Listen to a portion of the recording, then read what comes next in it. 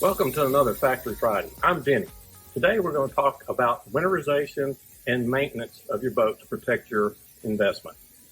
If you're not comfortable with the do-it-yourself jobs, I highly recommend you contacting your local marine dealership, marina, or boat mechanic to do the job for you. So when putting your boat up for the winter or decommissioning it, one of the highly recommended things is winterization, the freshwater system. What you want to do is you want to get some antifreeze from either a marine store or RV store. It's the same chemical. It's usually red or pink, and follow the instructions. And what you want to do is you want to add it to your freshwater tank. We have a 9-gallon tank, 14-gallon tank, 21-gallon tank. I highly recommend to overdose it versus then underdose it. And when you do that, we're going to flush it through the system, and we're going to show you what to look for. As for the raw water wash down, what you want to make sure is, one, you turn the seacock on. This only applies to a boat that's out of the water. This will allow the water to drain down. All your seacocks, as far as the drains on the live well, need to be open, and you need to remove the strainer that's on the back side of here.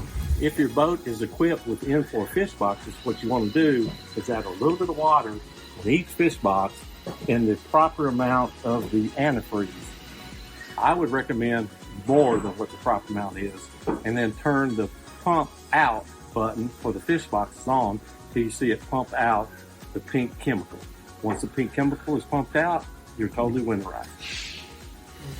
After you've added the antifreeze to the water tank, what you want to look at, the freshwater pump. The freshwater pump has the white hose hooked to it with the filter.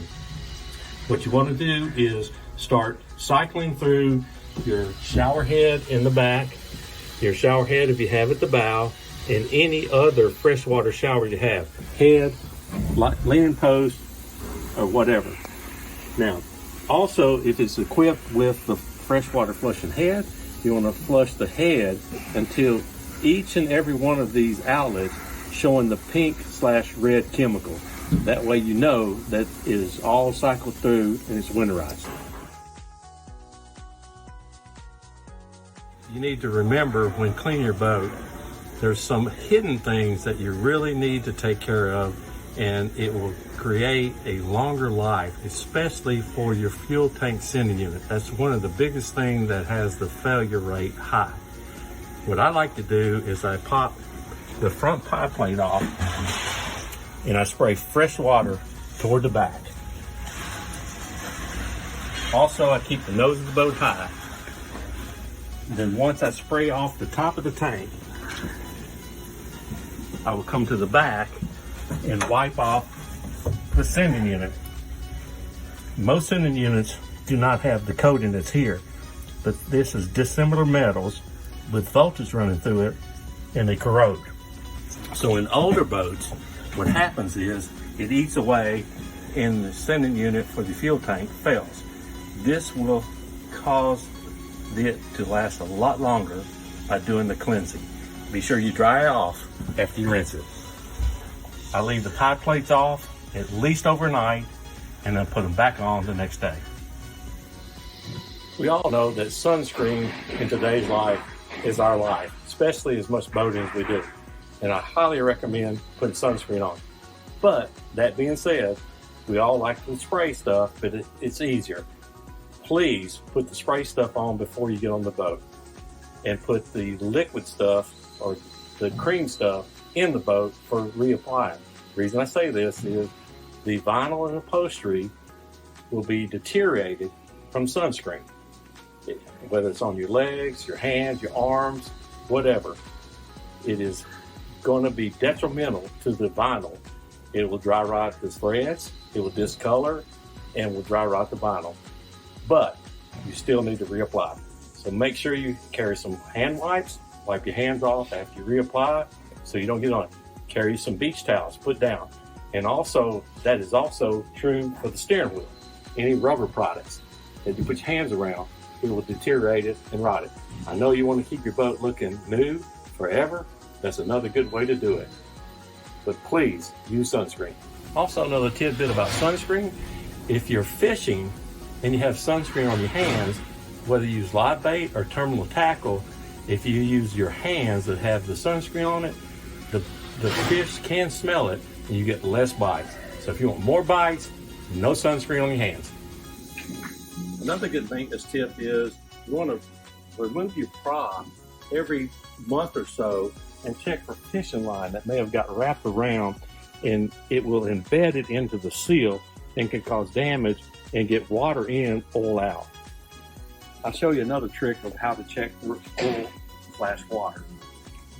So once you've taken the prop off and you did notice some fishing line wrapped around the prop shaft, you remove it, and if you're a do-it-yourselfer and comfortable with it, and the motor hasn't run for over 24 hours in a down position, there's 2 plugs in the gear casing. If you'll just take this bottom one out, and if there's water in it, that'll be the first thing to come out.